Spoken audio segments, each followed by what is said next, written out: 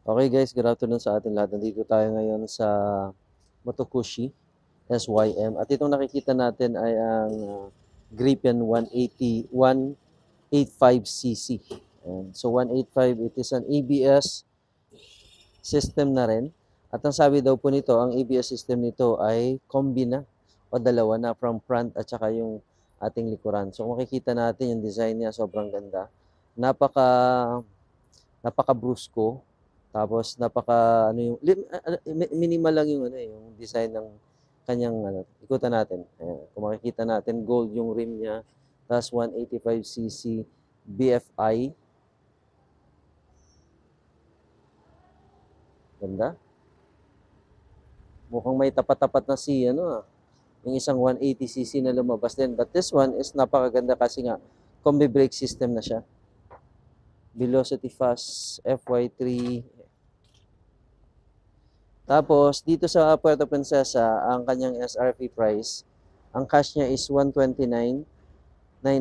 Down payment niya is 10,000. Kapag kukunin mo siya sa monthly niya ng 6 months, 23,000. Pag 12 months, 12,000. Pag 36 months naman, 5,735. 185cc by SIM. Ayan. Kung makikita natin guys, yung flower caliper niya, and then ito yung ABS niya. Tapos yung coolant niya, yun, nandoon sa may baba ng konti. Tapos ito yung kanyang, anong tawag natin yan dyan? Radiator. Tapos light niya, so signal light, I think, yan, signal light naka-LED. LED, tapos headlight niya. 185cc. So, manual pa rin ito, hindi ito keyless. Yan. Tapos, monoshock. Yan, monoshock. Tapos, ito naman yung kanyang rear brake. Yan, naka-combi na rin siya. Yun ang kagandahan kapag natagyan natin, ABS na siya. So, parehas harap at likod ay ABS na. Yan ang napakaganda sa mga takbuhan, lalo na kung ang motor mo ay 180cc. Okay, sa mga taga Palawan, check it out. Itong bagong feature na motor ni Mitsubishi at SIM, itong 185cc nila.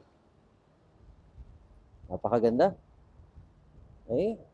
That's for now for an update. So, sana kung halimbawa sino makabili nito, matest drive natin ito.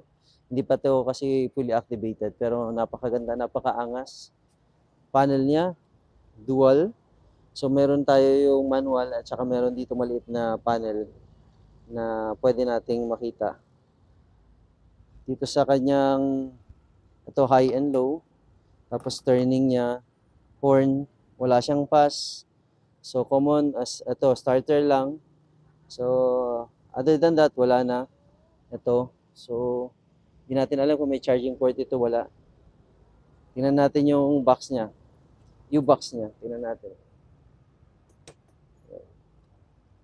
Yan. So, wala rin siyang ano, puro ano lang, yung gasoline tank niya. And then, batteries niya. So, Griffin 185cc. BF3i na siya. And sabi nga, dual ABS. Napakaganda. Stig. Ganda ng forma. And that's our update for today. Maraming salamat.